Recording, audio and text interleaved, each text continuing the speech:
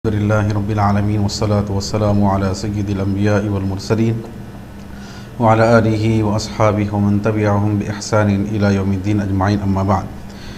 काबिल एहतराम नाज़रीन इकराम, प्रोग्राम ज़िंदगी और बंदगी में आपका खैर मक़दम है और MQ TV की वसातत से ये प्रोग्राम आप मुलाहज़ा कर रहे हैं और आप वाकिफ़ होंगे कि हर पीर 9 से 10 बजे के दरमियान ये प्रोग्राम नशर किया जाता है।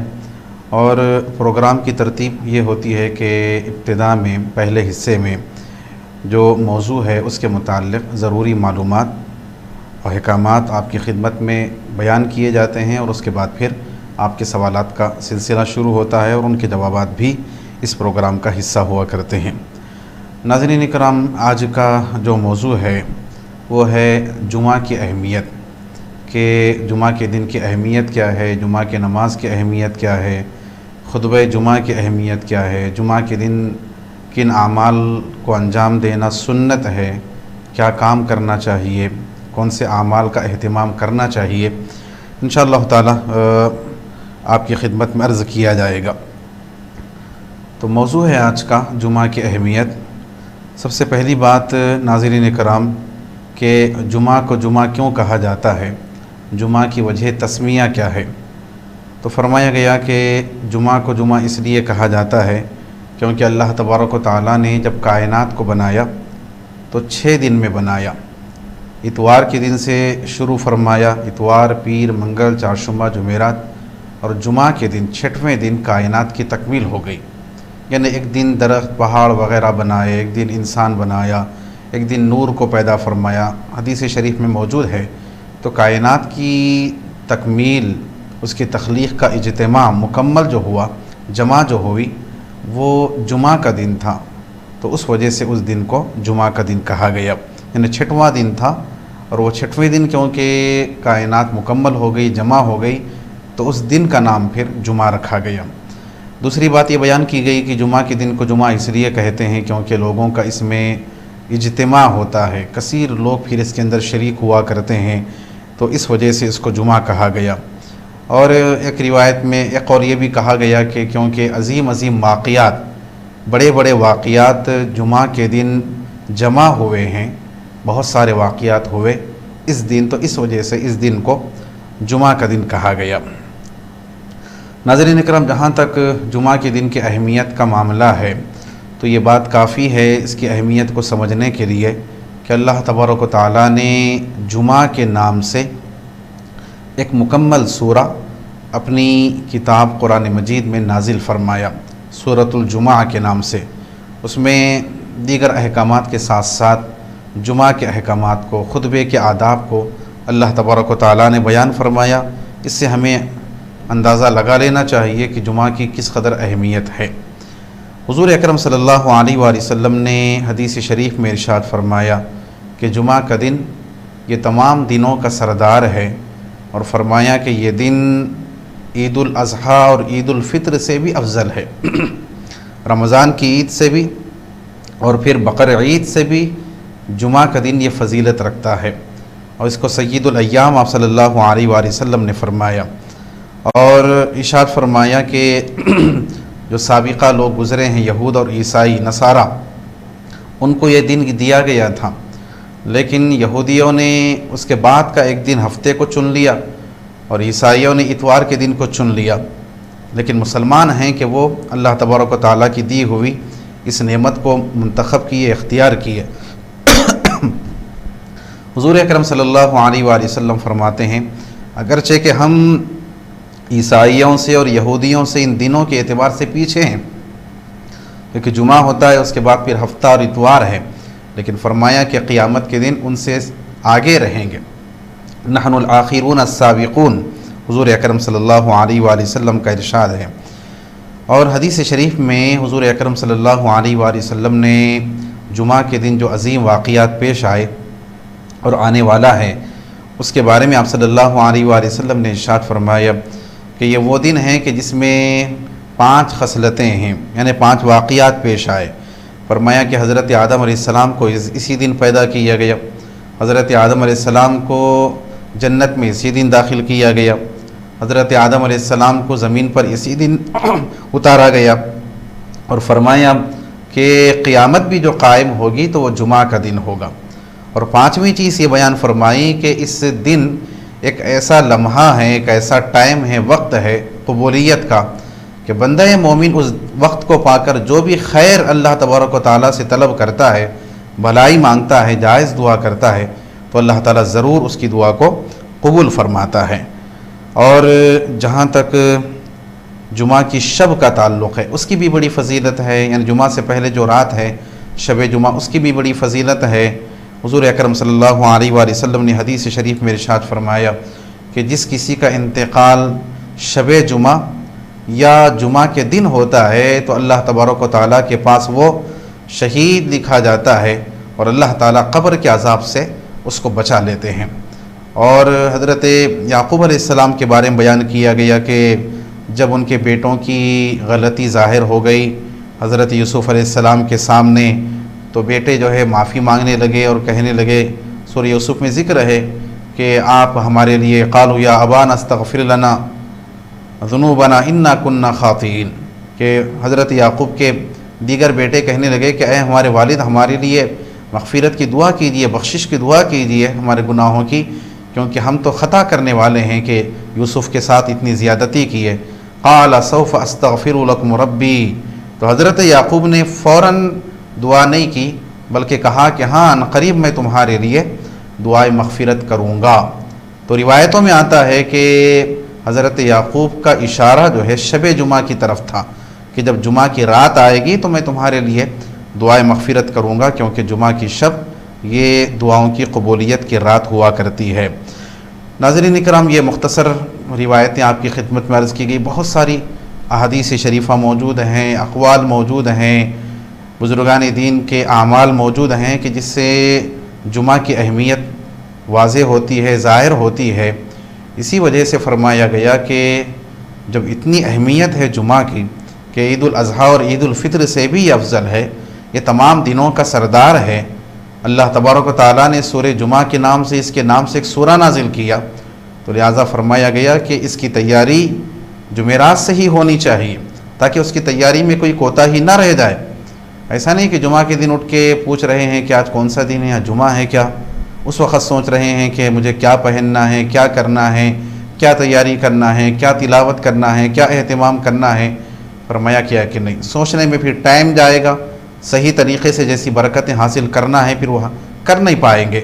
इसीलिए कहा गया कि जुमा की तैयारी जुमेरात से किया करो ताकि उसके लिए एहतिमाम भी हो और उसकी बरकतें हासिल करने का पूरा मौका भी हासिल हो सके। नाज़रीन इकराम, जुमा के दिन के मसनून आमाल के हवाले से अहादीस शरीफ़ा में हुज़ूर अकरम सल्लल्लाहु अलैहि वसल्लम के आमाल इरशादात मौजूद हैं। इसका ख़ुलासा यही है कि जुमा के दिन उस तरह की तैयारी होनी चाहिए जो कि एक ईद के दिन हुआ करती है, क्योंकि इसको ईदुल मोमिनीन कहा गया, मोमिनों की ईद का दिन कहा गया। बल्कि एक रिवायत में ये भी आता है कि जुमा ये मुसलमानों के फ़ुक़रा का हज है, गरीबों का हज इसको कहा गया। तो जब ईद का दिन है तो फिर उसकी तैयारी, उसका एहतिमाम होना चाहिए। इसीलिए गुस्ल करना सुन्नत है, पानी नहाना सुन्नत है, नहीं उम्दा लिबास पहनना सुन्नत है, खुशबू का इस्तेमाल करना, तेल लगाना, मुँह की अच्छी तरीके से सफाई करना, मिसवाक का इस्तेमाल करना। बहरहाल जो आमाल ईद के दिन किए जाते हैं, जो एहतिमामात, उसी तरह के एहतिमामात फिर मसनून करार दिए गए जुमा के दिन के लिए, तो लिहाजा ये आमाल मसनून करार दिए गए। नाज़रीन इकराम, उसके बाद फिर बात आती है नमाज जुमा की कि उसकी क्या अहमियत है और किस कदर उसकी ताकीद है। तो ये बात जान लेना चाहिए कि जुमा की नमाज कोई वाजिब या सुन्नत या नफिल नमाज नहीं, बल्कि ये फ़र्ज़ नमाज है। बल्कि फ़रमाया गया कि ज़ोहर की नमाज से भी इसकी फ़र्ज़ियत ज़्यादा अहमियत रखती है, ज़ोहर की नमाज से भी ज़्यादा अहम ये नमाज करार दी गई। और जहाँ तक इससे गफलत बरतने वालों का मामला है, फ़जीलत वो भी है कि जो जुमा पढ़ेंगे तो उसके बारे में हुज़ूर अकरम सल्लल्लाहु अलैहि वसल्लम ने फरमाया कि एक जुमा से लेकर दूसरे जुमा तक उसके दरमियान के जो गुनाह होते हैं तो दूसरा जुमा उन गुनाहों का कफ़ारा हो जाता है जब तक कि बंदा गुनाह कबीरा से बच कर रहे। तो जितने छोटे गुनाह होते हैं, एक जुमा की नमाज़ पढ़ लिया, फिर दूसरी जुमा पड़ेगा, तो दरमियान में 8 दिन में जितने सगीरा गुनाह हुए हैं तो इंशाअल्लाह ताला अल्लाह ताला फिर उन गुनाहों को माफ़ कर देगा जुमा की बरकत से। जहाँ तक उसके बारे में लापरवाही करने वालों का मामला है तो हुज़ूर अकरम सल्लल्लाहु अलैहि वसल्लम ने फरमाया कि जो कोई 3 जुमा हकीर जानते हुए, लापरवाही करते हुए अगर छोड़ देता है तो अल्लाह ताला उसके दिल पर मुहर लगा देता है, यानी फिर उसके अंदर खैर दाखिल नहीं होता, उसको फिर भलाई की तौफीक नहीं होती, उसको फिर नेकी का जज्बा उसके अंदर पैदा नहीं होता, महरूम लोगों में उसका शुमार कर दिया जाता है, बदकिस्मत लोगों में उसका फिर शुमार कर दिया जाता है। और इतनी नाराज़गी हुज़ूर अकरम सल्लल्लाहु अलैहि वसल्लम ने ऐसे लोगों के बारे में बयान फरमाई कि जो जुमा की नमाज को छोड़ते हैं, बहुत नाराज़गी का इजहार किया। देखिए हुज़ूर अकरम सल्लल्लाहु अलैहि वसल्लम सरापा रहमत हैं, अल्लाह ताला ने आपको रहमतुल लिल आलमीन बनाकर भेजा, और कई ऐसे मौके आए कुफ़ार सताने लगे, ताइफ के लोगों ने आपको ज़ख्मी कर दिया, क्या क्या तकलीफ़ें नहीं पहुँचाई गई, और सहाबा इकराम रज़ी अल्लाह ताला अन्हुम उस मौके पर फिर इल्तिजा किए कि या रसूलल्लाह आप इनके ख़िलाफ़ दुआ कीजिए, बद्दुआ कीजिए।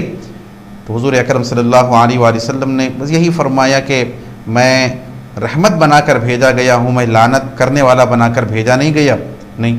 और ये अर्ज़ करने लगे अल्लाह की बारगाह में कि ऐ अल्लाह मेरी कौम को माफ़ कर दे, क्योंकि वो जानते नहीं।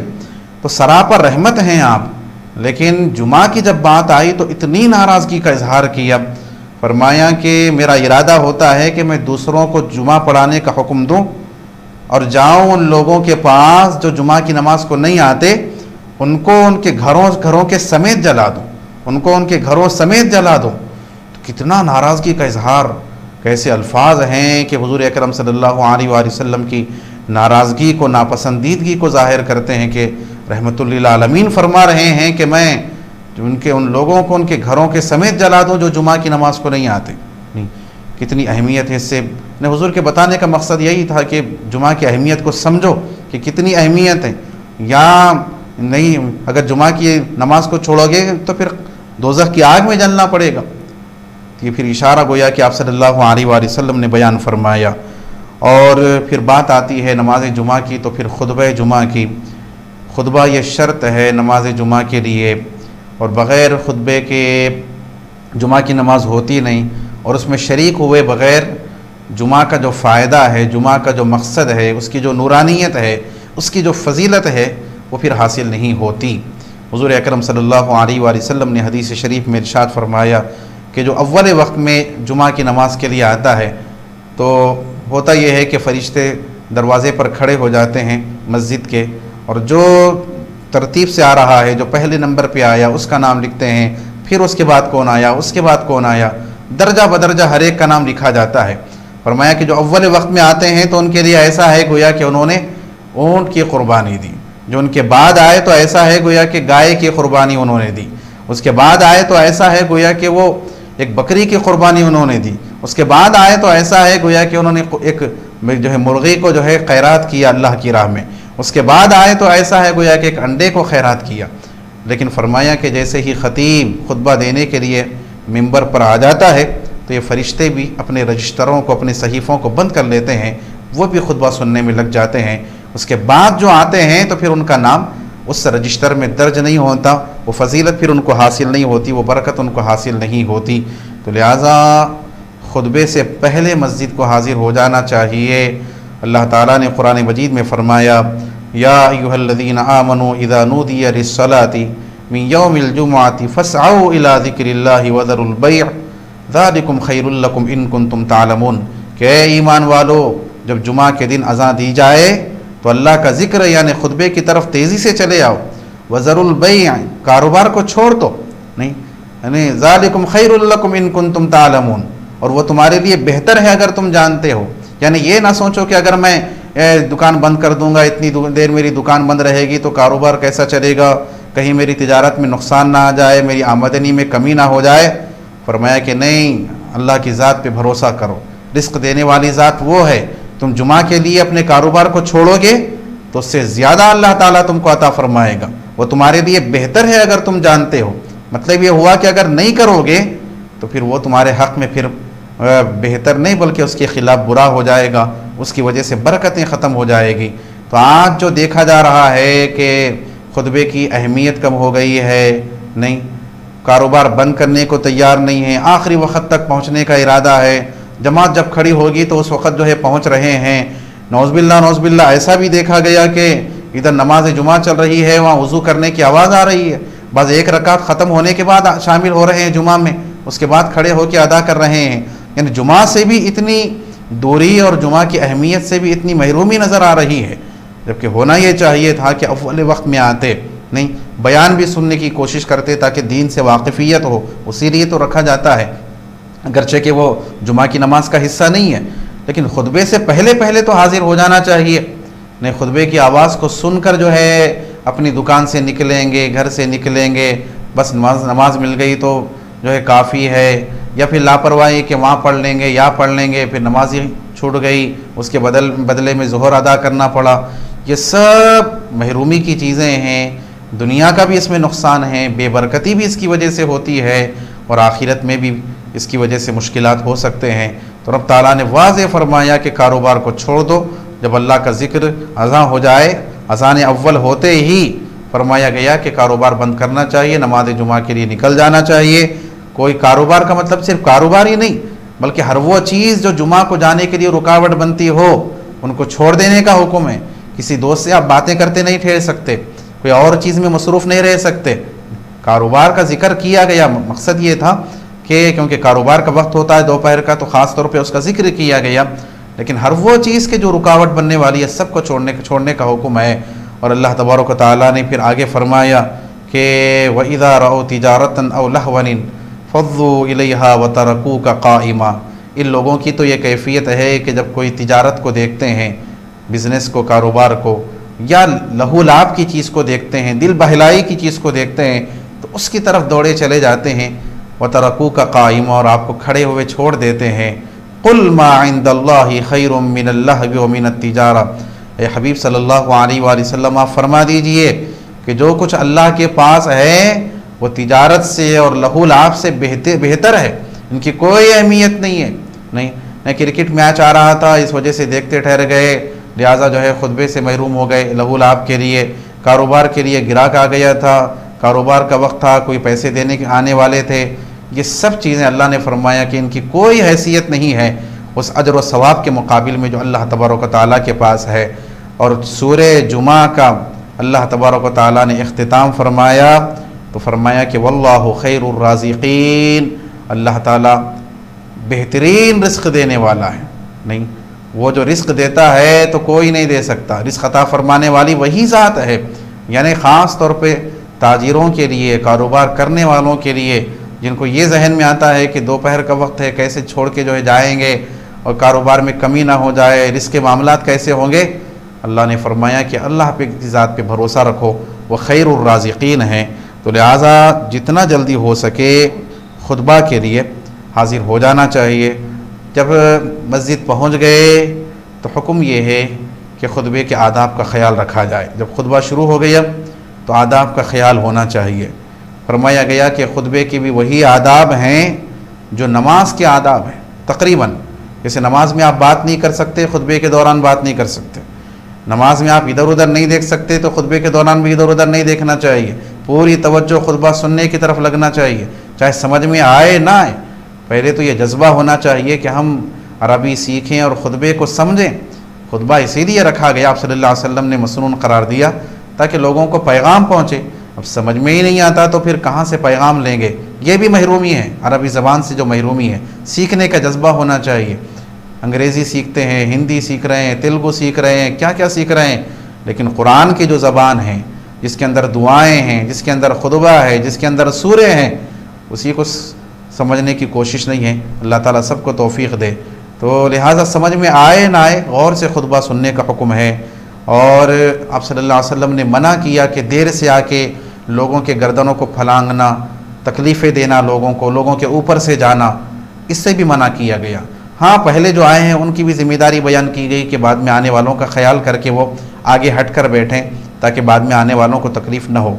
लेकिन गड़बड़ करना, शोर करना, आप सल्लल्लाहु अलैहि वसल्लम ने फरमाया कि अगर किसी ने कुछ शोर किया खुतबे के दौरान, दूसरे आदमी ने खामोश कराने के लिए ये कहा कि खामोश रह, तो गोया कि इसने भी गलत काम किया, क्योंकि आवाज़ से इसने कही तो इसकी भी आवाज़ निकल गई तो और एक शोर हो गया।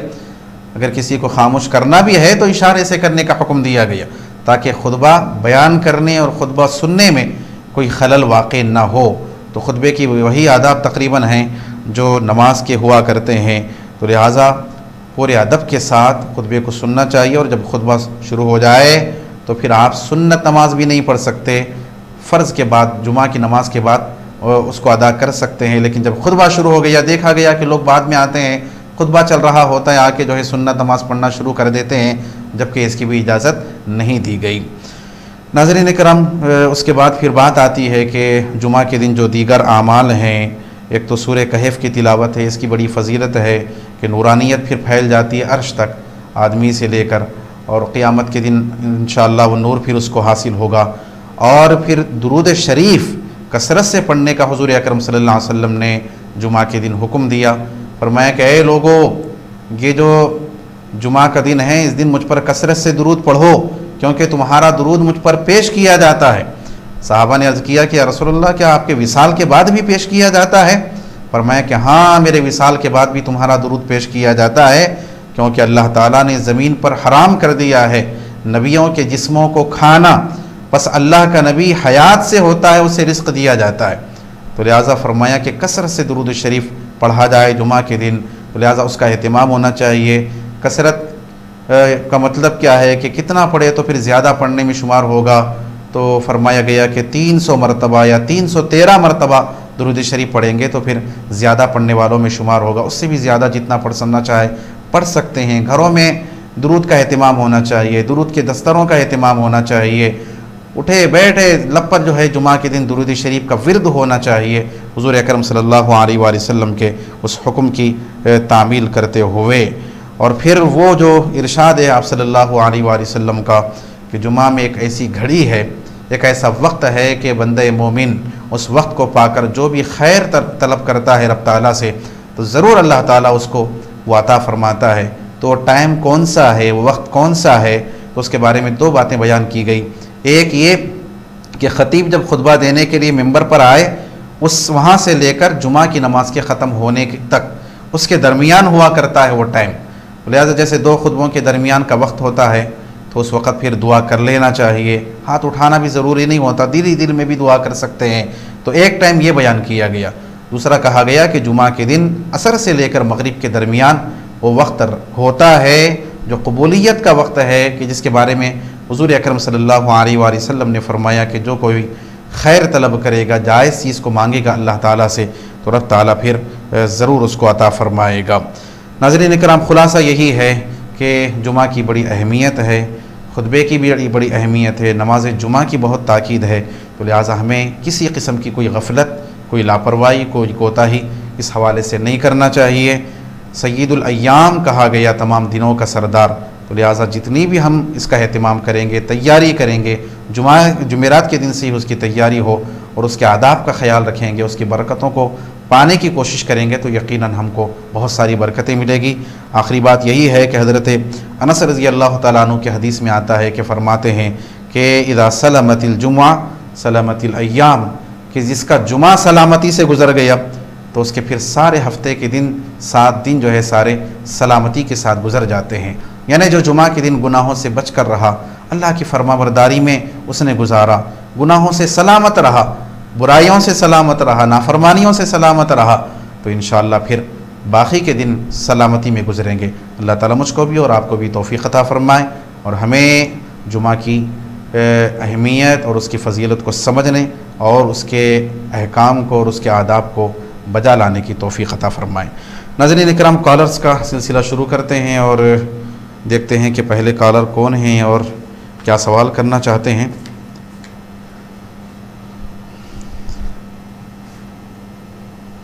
अस्सलामु अलैकुम।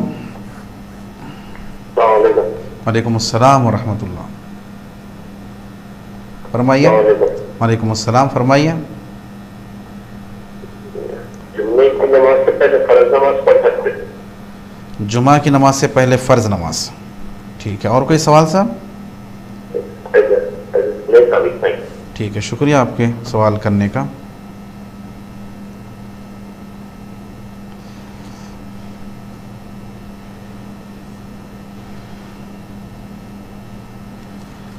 भाई ने पूछा कि क्या जुमा की नमाज से पहले कोई फ़र्ज़ नमाज छूटी हुई इसको अदा किया जा सकता है। उससे पहले कॉलों को शामिल करेंगे। अस्सलाम वालेकुम। अस्सलाम वालेकुम। वालेकुम अस्सलाम व रहमतुल्लाह। कहाँ से बात कर रहे हैं आप?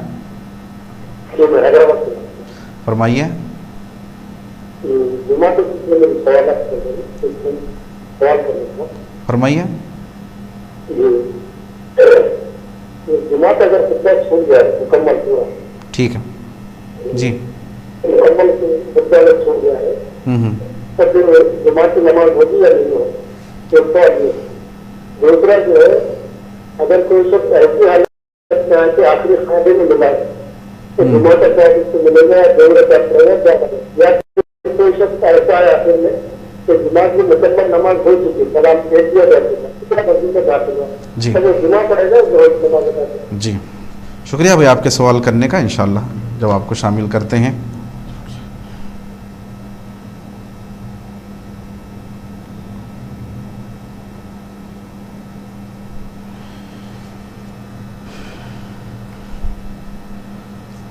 तो पहला जो सवाल किया था भाई ने कि जुमा से पहले क्या फ़र्ज़ नमाज को अदा किया जा सकता है, तो बिल्कुल कर सकते हैं। अगर खुतबे के लिए अभी टाइम है, उर्दू जो बयान है वो फ़ी नफ्सी ही जुमा का हिस्सा नहीं है, बाद में उसको इजाफ़ा किया गया। हुज़ूर अकरम सल्लल्लाहु अलैहि वसल्लम के ज़माने अक़दस में तो 2 ही खुतबे थे, क्योंकि अरबी ज़बान से वाकिफ़ होते थे, वो समझते थे। लेकिन देखा गया कि अब हिंदुस्तान वालों के लिए दीगर ऐसे आदमी इलाक़े कि जहाँ के लोग अरबी से वाकिफ़ नहीं हैं, तो उनके लिए फिर पहले तो होता ये था कि जुमा की नमाज के बाद बयान किया जाता था, लेकिन लोगों की लापरवाही हुई कि बैठने कोई तैयारी नहीं है, तो फिर ये किया गया कि खुतबे से पहले उर्दू बयान को जारी करने का सिलसिला शुरू किया गया। मकसद यही है कि लोगों तक हफ़्ते में एक दिन तो सही दीन की बात उन तक पहुँच जाए, दीन का पैगाम उन तक पहुँच जाए। तो लिहाजा लोगों को चाहिए कि बयानों में शरीक रहें, सुने, तो फिर दीन से वाकिफ़ियत होगी। हफ़्ते में एक दिन तो निकाल सकते हैं। तो बहरहाल अगर बयान के दौरान भी अगर पढ़ना चाहते हैं तो पढ़ सकते हैं। बहरहाल ये ख्याल किया जाए कि खुतबा शुरू होने टाइम है, आसानी से आप कोई छूटी हुई नमाज को अदा करना चाहते हैं तो कर सकते हैं। नहीं, बिल्कुल ख़तीब साहब आ गए, अब खुतबा देने वाले हैं, तो लिहाजा उस वक़्त फिर कोई फ़र्ज़ नमाज भी नहीं पढ़ना चाहिए ताकि खुतबा सुनने से महरूमी ना हो। अगर टाइम है तो बिल्कुल छूटी हुई नमाज भी पढ़ सकते हैं, फ़र्ज़ ही क्या कोई नफिल नमाज वगैरह भी पढ़ना चाहते हैं तो पढ़ सकते हैं। एक कॉलर को शामिल करते हैं। अस्सलाम वालेकुम। अस्सलाम वालेकुम।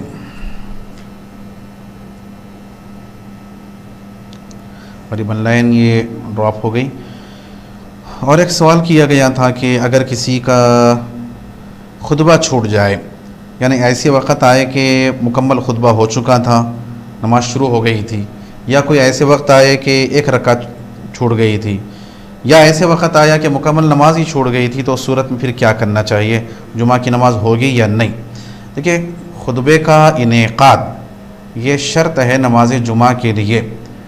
और जैसा कि मैंने अर्ज़ किया कि जुमा की बरकत और उसकी फ़जीलत आदमी को उसी वक्त हासिल होती है जबकि वो खुतबे में शरीक रहे। लेकिन अगर कोई नहीं रहा किसी मजबूरी की वजह से या फिर किसी भी वजह से, तो जुमा की नमाज तो उसको हो जाएगी। अब ये कि जो फ़जीलत उसको मिलना चाहिए था, जो सवाब उसको मिलना चाहिए था, खुतबे में शरीक ना होने की वजह से वो फ़जीलत और वो सवाब से फिर वो महरूम होगा, लेकिन नमाज तो हो जाएगी। एक रकात भी आएगा, बल्कि क़ैद आखिर में भी अगर कोई शामिल होगा तो फिर उस सूरत में जुमा की नमाज हो जाएगी। हाँ, अगर ये कि आने तक नमाज ही ख़त्म हो गई तो क्या करना चाहिए, तो फरमाया गया कि किसी और मस्जिद में जाकर जुमा की नमाज को अदा करना चाहिए। नहीं, बिल्कुल कहीं पर भी अब जुमा मिलने वाला नहीं है, करीब में कोई मस्जिद है भी नहीं, तो उस सूरत में फिर जुमा का जो बदल है ज़ोहर की नमाज 4 रकात फिर अदा करना पड़ेगा ऐसे शख्स के लिए। लेकिन वही बात कि लापरवाही, कोताही, खुतबे से महरूमी और फिर जुमा से दूरी, ये बहुत ही नापसंदीदा अमल है, तो लिहाजा इस तरह का मामला नहीं होना चाहिए। एक कॉलर को शामिल करते हैं नाज़रीन इकराम, देखते हैं कि क्या सवाल है इनका और क्या पूछना चाहते हैं। अस्सलाम वालेकुम। मेरी लाइन ये मौसूल नहीं हो सकी। नाज़रीन इकराम, इसी तरह फिर बात है जुमा के दिन के हवाले से कि ख़वातीन के लिए जुमा की नमाज का क्या हुक्म है, क्या उनके लिए क्या उसका कोई बदल है कि उसके बदले में वो अदा कर सकते हैं जुमा की नमाज़ के बदले में, या फिर नॉर्मल जैसे ज़ोहर की नमाज़ अदा करना चाहिए वैसे ही नमाज उनके लिए भी है। तो फरमाया गया कि वो लोग के जिन पर जुमा की नमाज़ वाजिब नहीं है उनमें से ख़वातीन भी हैं, एक मुसाफिर भी है कि उस पर भी जुमा की नमाज़ वाजिब नहीं है, बीमार है कोई आ ही नहीं सकता तो उसके लिए भी वाजिब नहीं है। तो लिहाजा इसी तरह ख़वातीन पर भी जुमा की नमाज़ वाजिब नहीं है। जब वाजिब नहीं है तो फिर लिहाजा उसका बदल वग़ैरह की सूरत नहीं होगी, बल्कि आम दिनों में जैसे ज़ोहर की नमाज़ को अदा करते हैं इसी तरह फिर ज़ोहर की नमाज़ को अदा कर लेना चाहिए। हाँ, ये बात ज़रूरी है कि ख़वातीन बाज़ को देखा गया, बाज़ ख़वातीन को कि जुमा का एहतिमाम ही नहीं करते, यानी क्योंकि जुमा को जाना नहीं है नमाज को, तो लिहाजा मर्द वग़ैरह तो तैयारी करते, एहतिमाम करते, अव्वल वक्त में चले जाते, सब चीज़ों का एहतिमाम करते हैं। लेकिन बाज़ ख़वातीन ये कि भाई क्योंकि जुमा की नमाज़ तो अलग से है नहीं, एक तो देर से नमाज़ पढ़ते कि 4 बजे इस तरह से कि पूरे घर के काम काज धोना धुलाना होने के बाद, यानी जुमा की जो बरकतें दीगर तरीक़े से जो हासिल करना चाहिए वो हासिल करने की फ़िक्र भी नहीं होती, जबकि ऐसा नहीं। यकीनन नमाज जुमा आप पर वाजिब नहीं है, लेकिन जुमा की बरकतें, जुमा का दिन तो आपके लिए भी वैसी बाबरकत है जैसा कि मर्दों के लिए बरकत है। तो लिहाजा बहुत एहतिमाम होना चाहिए ख़वातीन की भी तरफ से। माशाअल्लाह बहुत सारे ख़वातीन एहतिमाम भी करते हैं, दुरूद शरीफ का मामला हो, कुरान की तिलावत हो, सूरह कहफ की तिलावत हो, इस तरह से बहुत सारी ख़वातीन भी किया करती हैं। और नाज़रीन इकराम, इसी तरह फिर एक मामला है जुमा के जो शराइत बयान किए गए हैं जुमा के सही होने के लिए, उसमें से एक शर्त है इज़्न आम, उसके बारे में बात करेंगे। कॉलर को शामिल करते हैं। अस्सलाम वालेकुम। वालेकुम अस्सलाम व रहमतुल्लाहि व बरकातुहू। कहाँ से बात कर रहे हैं आप? फरमाइए। ये जुमे की नमाज ये वायरस से ना घर में पढ़ ले सकते हैं। अच्छा, किसकी वजह से? अब कोविड का चला ना ये अच्छा अच्छा अच्छा, वायरस का, जी जी, उस तरफ से घर में पढ़ ले सकते हैं ना नमाज। जी, और कोई सवाल? नहीं साहब, इतना ठीक है, शुक्रिया आपके सवाल करने का। इंशाअल्लाह आपके सवाल के जवाब को शामिल करेंगे प्रोग्राम में।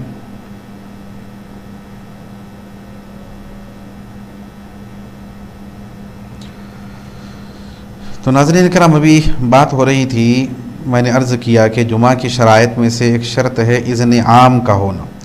इज़्न आम का मतलब क्या होता है? इज़्न कहते हैं इजाज़त को, आम का मतलब आम इजाज़त होना ये शर्त है जुमा के मुनाकिद होने के लिए, नमाज जुमा के सही होने के लिए।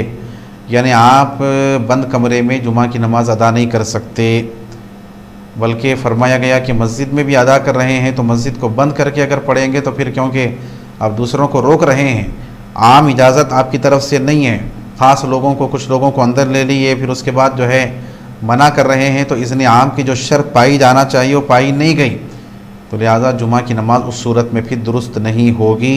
इस चीज़ को नोट कर लिया जाए, इज़्न आम शर्त है जुमा की नमाज के लिए। हाँ, ये अलग बात है कि नमाज जुमा के मुनाकिद होने के लिए मस्जिद का होना भी शर्त नहीं है, 5 वक्त नमाज जहाँ होती हो वो जगह का होना भी ज़रूरी नहीं है, एक मैदान भी लेकर भी जुमा की नमाज़ हो जा सकती है, लेकिन शर्त यही है कि इज़्न आम होना चाहिए, कोई रुकावट नहीं होना चाहिए आने वालों को। अगर रुकावट होगी, रोका जाएगा, तो उस सूरत में इज़्न आम की शर्त नहीं पाई जाएगी और उस सूरत में फिर जुमा की नमाज़ नहीं होगी, बल्कि उसके बदले में ज़ोहर की नमाज़ को अदा करना पड़ेगा। एक कॉलर को शामिल करते हैं। अस्सलाम वालेकुम। वालेकुम अस्सलाम। कहाँ से बात कर रहे हैं आप? जी, मलकपेट से बात कर रहे हैं। फरमाइए, क्या पूछना है? मुफ्ती साहब से सवाल करना था। फरमाइए। अस्सलाम वालेकुम मुफ्ती साहब। वालेकुम अस्सलाम, फरमाइए। देखिए मुफ्ती साहब, हमारे पास काम का रिश्ता करे, हमको कोई शरत नहीं रखे थे, रिश्ते वाले लड़की का रिश्ता करे, हमको उन्होंने अपनी मर्जी से 50,000 जोड़ के रकम दिए, शादी फिक्स हो गई, शादी खाना भी फिक्स हो गया, उसके बाद में वो लोग रिश्ता तोड़ दिए। नहीं, कौन तोड़े? आप लड़की वाले रिश्ता तोड़ दिए। लड़की वाले? अच्छा। हाँ, अब हम लोगों को आधा खर्चा देके जी। हाँ, अब हम लोग तो पैसे देने को आधे पैसे, हमारा खर्चा भी हुआ, आपका खर्चा भी हुआ, अगर हमारे तरफ से हम तोड़े तो आप तो हम बच्चे थे ना, बोल के हम लोग क्या करे, आधा खर्चा देते बोल के बोले, लेकिन उन लोग आए नहीं, बात करे नहीं, अब वो पैसे हमारे पास ही चले। अब वो पैसा का कैसा होना। शादी तोड़े, क्या अब हुआ था? जाए रिश्ता गए। तोड़े? रिश्ता मतलब शादी हो गई थी या शादी से पहले तोड़ नहीं दी? नहीं नहीं नहीं, शादी नहीं हुई थी। अच्छा, रस्म वगैरह जो हुआ था, जो शादी से लेना। पहले जी अच्छा रस्म अच्छा, हो गया था। जी। पैसों का क्या करना पूछ रहे हैं आप? ठीक है, इंशाल्लाह आपका सवाल समझ गया मैं, इंशाल्लाह उसके जवाब को शामिल करेंगे।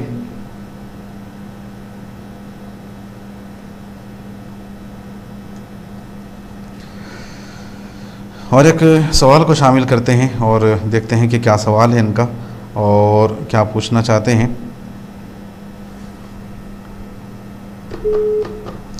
ठीक, नाज़रीन का इसी तरह एक सवाल पूछा गया कि अब जो वायरस चल रहा है कोविड-19 का, कोरोना वायरस, तो क्या उसकी वजह से जुमा की नमाज क्या घर में अदा की जा सकती है? ये सवाल ख़ास तौर पे उन दिनों में जब लॉकडाउन का दिन थे, उस वक़्त बहुत ज़्यादा ये सवाल जो है चलता रहा।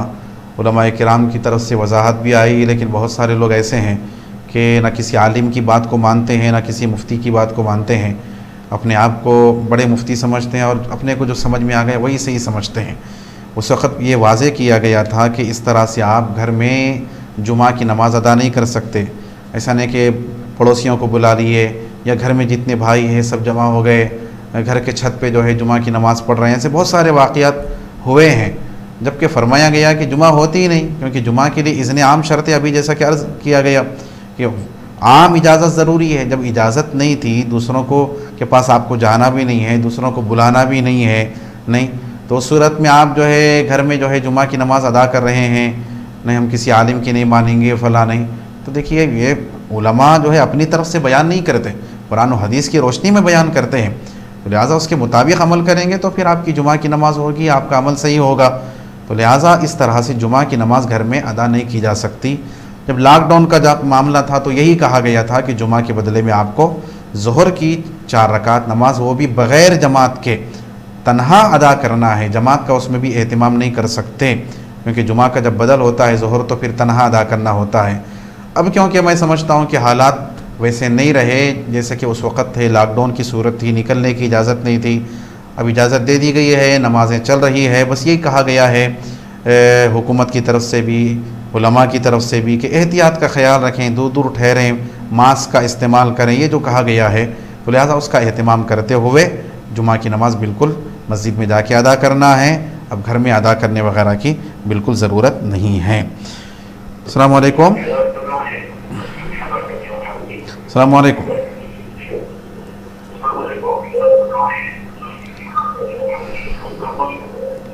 अस्सलाम वालेकुम।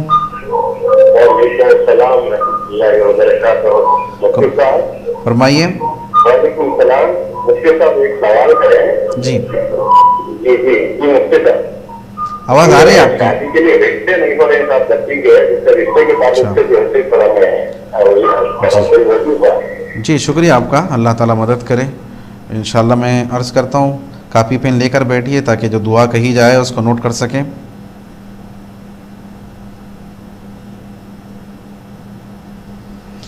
और एक कारों को शामिल करते हैं। अस्सलाम वालेकुम। वालेकुम अस्सलाम व रहमतुल्लाह। कहाँ से बात कर रहे हैं आप? फरमाइए।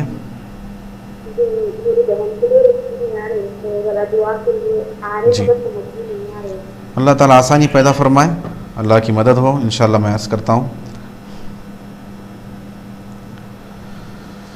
और एक कॉलर को शामिल करने की नाज़रीन इकराम। अस्सलाम वालेकुम। वालेकुम अस्सलाम। फरमाइए।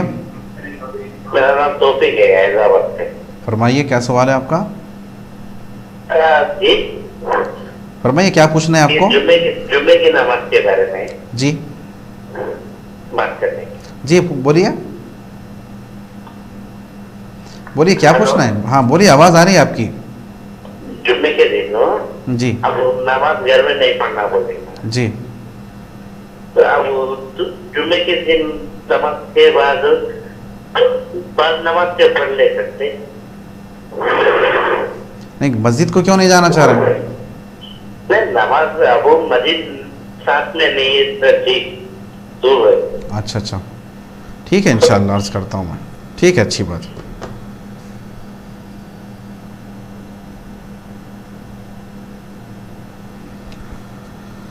और एक कॉलर को शामिल करेंगे और देखते हैं क्या सवाल है इनका। अस्सलाम वालेकुम। वालेकुम अस्सलाम व रहमतुल्लाह। फरमाइए।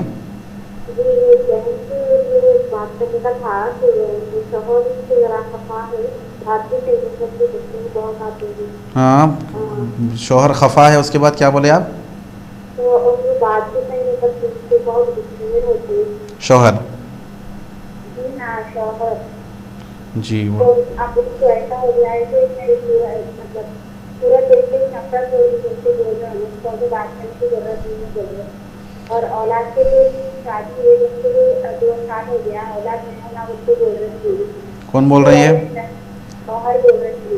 अच्छा, उनका दोस्ताना सही नहीं है, वो हिंदू का लेडीज कंडीशन का दोस्ताना है जी पैदा हो गया अपना पर मेरे वाले के पास लाके छोड़ दिए, उनका आपने मेरा लाके छोड़ दिया। ठीक है बहन, इंशाअल्लाह मैं अर्ज़ करता हूँ अल्लाह मदद करे आप लोगों की और आपकी बहन के शौहर को अल्लाह ताला हिदायत अता फरमाए, तौफीक अता फरमाए। एक कॉलर को शामिल करेंगे। अस्सलाम वालेकुम। वालेकुम सलाम व रहमतुल्लाहि व बरकातहू। सही है। अल्हम्दुलिल्लाह। कौन सा आप कहाँ से बात कर रहे हैं? मैं गोलगुंड अकेले से बात करूँ। बोलिए। जी मेरा नाम मोहम्मद यूसुफ है। जी जी मेरा नाम मोहम्मद यूसुफ है। एक तरह से मेरे पैसे निकलना है साहब, वो कई दिनों से फिरा रहे, करीब 3,000 से निकलना है, फोन के में से निकल नहीं सकते मेरे पैसे, और ज़कात के तौर पे दे सकते नहीं ज़कात। अच्छा जी, अच्छी बात है, मैं इंशाअल्लाह अर्ज़ करता हूँ। शुक्रिया आपके सवाल करने का।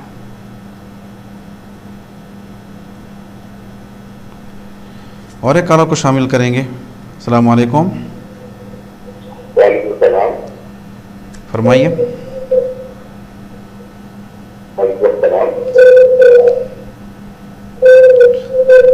फरमाइए, आवाज़ आ रही है आपकी।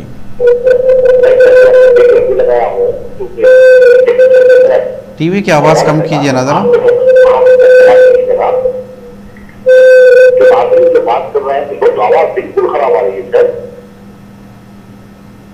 आपकी आवाज़ का। अच्छा ठीक है, इंशाअल्लाह।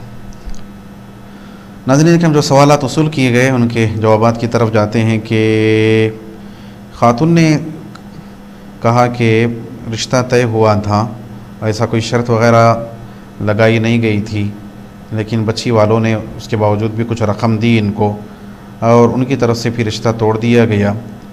तो लिहाजा जो रकम है उसके आधी देना चाहते हैं, बहरहाल जो भी रकम देना चाहते हैं, लेकिन वो लेने तैयार नहीं हैं। देखिए, अगर कोई जो रकम दी, रिश्ता क्योंकि शादी के वास्ते वो रकम दी गई थी, शादी होने वाली है इस राह से, तो शादी का मामला तो हुआ नहीं, उससे पहले ही सारे मामला जो है ख़त्म हो गए। तो लिहाजा जिनकी रकम है उनको पहुंचाना ये आपकी ज़िम्मेदारी है। अब यह कि इस वजह से शायद वो लोग नहीं लेना चाह रहे हैं कि आप आधी रकम उनको देना चाह रहे हैं इस तरह से, क्योंकि ख़र्चे वगैरह हो गए। देखिए, ख़र्चा उनका भी हुआ, ख़र्चा आपका भी हुआ। तो लिहाजा जो चीज़ें दी गई थी शादी के नाम पर, अगर शादी हो जाती तो होता यह कि तोहफ़े के हुक्म में वो चीज़ें हुआ करती है, जो दूल्हे वाले दुल्हन वालों को देते हैं या दुल्हन वाले दूल्हे वालों को देते हैं, वो तोहफ़े की का हुक्म रखते हैं। तो लिहाजा उसको वापस करने वगैरह के मामलात नहीं होते। लेकिन कोई रिश्ता अभी तय हुआ नहीं, बात पूरी हुई नहीं, यानी शादी के लिए तोहफ़े के तौर पे था, शादी तो हुई नहीं। तो लिहाजा समझ में यही आता है कि वो तोहफ़े का मामला नहीं होगा, पर जिसकी जो चीज़ है उसको हवाले करना फिर ज़िम्मेदारी होगी। आपकी ज़िम्मेदारी है कि वो रकम उनके हवाले करे। अगर वो लोग नहीं मिल रहे तो उनके करीबी कौन है, या बिल्कुल नहीं मिल रहे हैं तो उसको उठा कर रखें। जब भी फिर उनसे रब्ता होगा वो रकम की अदायगी उनको करना ये आपकी ज़िम्मेदारी होगी, क्योंकि वो माल उनका ही माल है। पूछा गया बच्ची की रिश्ते के लिए और रिश्ता जमने के लिए पूछा गया। अल्लाह ताला उन तमाम बच्चियों के रिश्तों को आसान करे जिनके रिश्तों में मुश्किलात हैं, और अल्लाह ताला सबको दीनदार घराना अता फ़रमाए। अल्लाह ताला आसानियाँ पैदा फ़रमाए, मुश्किलात को दूर करे। देखिए, या क़ाज़ी अल हाजात, या क़ाज़ी अल हाजात, ऐ हाजतों को पूरा करने वाला। तो ये रोज़ाना 101 मरतबा पढ़ें, इब्तिदा में आखिर में 3-3 मरतबा दुरूद शरीफ के साथ। तो इंशाअल्लाह ताला अल्लाह की तरफ से मदद होगी और रिश्ते के लिए आसानियाँ होगी, रिश्ता जम जाएगा। और एक साहिब ने पूछा कि अगर मस्जिद दूर हो तो क्या जुमा की नमाज़ हो जाने के बाद घर में क्या ज़ोहर की नमाज़ को अदा कर सकते हैं? देखिए, दूर का मतलब क्या है, यानी इतना दूर है कि आप असर तक भी घर को वापस नहीं आ सकते, या फिर बिल्कुल ऐसा गांव है कि बिल्कुल वहाँ जुमा की नमाज ही नहीं होती, और बिल्कुल जो है ऐसा गांव फरमाया गया जिसके बारे में शरीयत में हुक्म मौजूद है कि गांव वालों के लिए जुमा की नमाज का वजूब नहीं है, यानी वो सहूलतें ही नहीं वो चीज़ों की, तो उस वक़्त फिर वो शर्त ही नहीं पाई जाती जो नमाज जुमा की वाजिब होने के लिए हो। लेकिन आजकल के गांव भी माशाल्लाह शहर की तरह हो गए हैं। बहरहाल आसानियाँ बहुत सारी हैं, तो लिहाजा ये सोच कर के थोड़ा दूर जाना पड़ेगा, 10 मिनट का रास्ता है, 15 मिनट का रास्ता, तो ये फिर बहाना नहीं बनता जुमा की नमाज को छोड़ने का। जुमा के लिए जाना चाहिए और उसका एहतमाम करना चाहिए। और गोलकुंडे से भाई ने पूछा कि एक साहिब जो है पैसे ले लिए हैं लेकिन अदा नहीं कर रहे हैं, तो क्या उस रकम को ज़कात में शामिल कर दिया जा सकता है? यानी यह कि भाई हमारी तरफ से वो ज़कात बोल के शुमार कर ले सकते हैं क्या? तो बिल्कुल ऐसा नहीं कर सकते, क्योंकि ज़कात की अदायगी के लिए शर्त यह है कि वो रकम देते वक्त ही ज़कात की नीयत हो। देते वक्त तो आप कर्ज़े के तौर पे दिए थे, ज़कात का जहन नहीं था, नीयत नहीं थी, अब शामिल करना चाहते हैं तो नहीं कर सकते हैं बिल्कुल। हाँ, एक सूरत यह है कि आप ज़कात की रकम अगर वो मुस्तहिक़ हैं और गैर सय्यद हैं तो अपनी तरफ से जो ज़कात की रकम देना चाहते हैं वो उनको दे दें, और फिर उनसे कहें कि भाई आपके पास पैसे आ गए हैं तो लिहाजा मेरे कर्ज़ को अदा करें। इस तरह से कर्ज़े को वसूल किया जा सकता है, लेकिन दी हुई रकम को ज़कात में शुमार नहीं किया जा सकता। बहन ने कहा कि उनके बहन के शोहर जो है बहुत उनसे खफा रहते हैं अपनी बीवी से, और बहुत गुस्से में भी हैं, और ये बात भी है कि नहीं चाहते कि औलाद जल्दी हो, 2 साल का अरसा हो गया है।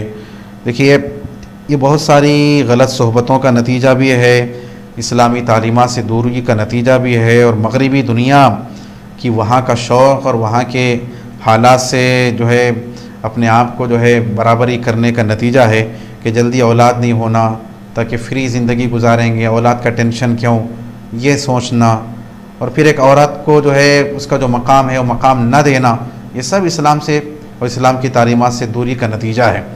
दीन इस्लाम तो यही कहता है कि जहाँ पर शोहर के बीवी पर हुकूक़ हैं वहीं पर बीवी के हुकूक़ शोहर पर भी हैं, एक तरफ़ा मामला नहीं है। ऐसा नहीं कि बीवी बिल्कुल बांदी की तरह है, शोहर जैसे चाहे जुल्म कर सकता है, जैसे चाहे ज़्यादती कर सकता है, जैसा चाहे गुस्सा कर सकता है। नहीं, जुल्म की इजाज़त नहीं है किसी पर भी, ये तो बीवी है, नहीं, ये तो उसका हिस्सा, उसकी ज़िंदगी का हिस्सा है। हुज़ूर ने फरमाया कि जुल्म ज़ुलुमातुन यौमल क़ियामा, जुल्म करने से क़ियामत के दिन एक अंधेरी नहीं बल्कि अंधेरियाँ हो जाएंगी, यानी इंसान पे अंधेरे ही अंधेरे में रहेगा, कोई रोशनी नहीं मिलेगी, तकलीफ़ों में ही तकलीफ़ों में रहेगा। नहीं, तो लिहाजा ये गलत है कि बेजा गुस्सा करना, बिला वजह के नाराज़ होना, दूसरों का गुस्सा भी बीवी पे उतारना और टार्चर करना, तकलीफ़ें पहुँचाना। ख़ास तौर पे ये कि भाई कोई जाने की सूरत नहीं है, माँ बाप ऐसे नहीं है कि बच्ची को बुला के रख ले सके, तो उस वक़्त फिर मौका मिल जाता है बाद शोहरों को सताने का, कि बिला वजह के सताना, छोटी छोटी चीज़ों पे नाराज़ हो जाना। जबकि हुज़ूर अकरम सल्लल्लाहु अलैहि वसल्लम की तालीम यही है, आपने फरमाया कि तुम में बेहतरीन लोग वो हैं जो अपने घर वालों के साथ नरमी का सलूक करते हैं। तो नरमी का सलूक करने का हुक्म दिया गया। हुज़ूर ने यह भी फरमाया कि अगर किसी को अपनी बीवी की चीज़ें नापसंद हो, ना कराहियत करता हो, तो कोई चीज़ तो अच्छी होगी, उसको पेश नज़र रख कर फिर वो ज़िंदगी बसर करे। इतनी ताकीद, इतनी तालीम हुज़ूर अकरम सल्लल्लाहु अलैहि वसल्लम ने बयान फरमाई है, तो लिहाजा बेजा गुस्सा उनके शोहर का बिल्कुल नामुनासिब है। हाँ, अगर कोई वजह है तो फिर उनके अहलिया को भी सोचना चाहिए कि भाई गुस्से की वजह क्या है। कभी क्या होता है कि इंसान सिर्फ सामने वाले के बारे में सोचता है, अपने ऐबों पे नज़र नहीं डालता, तो उनको भी सोचना चाहिए कि उनकी वजह से, उनकी तरफ से क्या गफलत हुई, क्या कोताही हुई, क्या ऐसा मामला हुआ कि जिसकी वजह से शोहर नाराज़ है। उस नाराज़गी को दूर करने की कोशिश करें, माफ़ी चाहना पड़े तो शोहर से माफ़ी चाहना तो कोई ऐब की बात नहीं है, पहल करना चाहिए। शोहर का भी मकाम है, मर्तबा है। शोहर अगर राज़ी हो तो फिर बीवी के लिए जन्नत फिर पक्की हो जाती है। तो इनको भी कोशिश करनी चाहिए कि नाराज़गी को दूर करें। अब रहा शोहर का ये मामला कि ये चाह रहे हैं कि 2 साल हो गए फिर भी औलाद जल्दी नहीं होना चाहिए, ऐसे मामलात कर रहे हैं, तो बिल्कुल ये अल्लाह की देन और अल्लाह की अता में रुकावटें पैदा करना है, ये अल्लाह को नाराज़ करने वाला अमल है। उनके शोहर को बिल्कुल ऐसा नहीं करना चाहिए। ऐसे कई लोग हैं कि ऐसे ही मामलात में आके कि औलाद जल्दी होंगी तो हमारी लाइफ में डिस्टर्ब हो जाएगा, तो लिहाजा बाद में देखेंगे, दवाएं खा रहे हैं, इलाज करा रहे हैं, ऑपरेशन करा रहे हैं। जब फिर ख्वाहिश पैदा हुई कि औलाद हो, तो फिर औलाद होने का नाम नहीं है, क्योंकि अल्लाह की मर्ज़ी है, औलाद देने वाला रब ताला है। उस वक़्त फिर परेशान है कि औलाद नहीं हो रही है, औलाद नहीं हो रही है, औलाद नहीं हो रही। तो लिहाजा जब अल्लाह की नेमत हासिल हो रही हो तो तो अपनी तरफ से उसको रोकना और उससे महरूमी के तरीक़े अपनाना ये बहुत ही नापसंदीदा है। अल्लाह ताला उनके शौहर को तौफ़ीक़ अता फ़रमाए। और ये मैं कहूँगा कि या वदूद पढ़ें वो वदूद बहुत मोहब्बत करने वाला, इस ख़याल के साथ कि अल्लाह ताला उनके शौहर के दिल में, आपकी बहन के शौहर के दिल में मोहब्बत पैदा करे, उल्फ़त पैदा करे, उस इरादे से या वदूद कसरत से पढ़िए, कम अज़ कम रोज़ाना 101 मरतबा इब्तिदा में आखिर में दुरूद शरीफ के साथ। नाज़रीन इकराम, आज के प्रोग्राम का वक्त क्योंकि अख्तिताम की तरफ पहुँच चुका है और आज का जो मौजू था जुमा की अहमियत के हवाले से हमने इब्तिदा में तफसील के साथ उसको अर्ज़ किया। यूट्यूब पे ये प्रोग्राम मौजूद हुआ करता है, अगर आप रिपीट देखना चाहते हैं वहाँ पर देख सकते हैं, मुलाहज़ा कर सकते हैं। बहरहाल पैगाम यही है कि हमें चाहिए कि हम जुमा के दिन की अहमियत को समझें, उसका एहतमाम करें, उसके आदाब का लिहाज रखें और जुमा का दिन जो ईद उल मोमिनीन कहा गया, एक ईद की तरह उसकी तैयारी करें और अपने बच्चों को भी उसकी अहमियत से वाकिफ़ कराएं। अल्लाह ताला हम सभी को तौफ़ीक़ अता फ़रमाए कि हम जो सुन रहे हैं, जो कह रहे हैं, उस पर अमल भी करें। रब ताला हम सबको जुमा की बरकतें हासिल करने की तौफ़ीक़ अता फ़रमाए। इजाज़त दीजिए अपनी मेज़बान को और इस प्रोग्राम ज़िंदगी और बंदगी की सारी टीम को रब ताला हम सबको अपने अमन और हिफाजत में रखे। सुब्हानल्लाह बिहम्दी, सुब्हानकल्लाहुम्मा बिहम्दिक, अशहदु अल्ला इलाहा इल्ला अंता अस्तगफिरुका व अतूबु इलैक। अस्सलामु अलैकुम व रहमतुल्लाहि व बरकातुहू।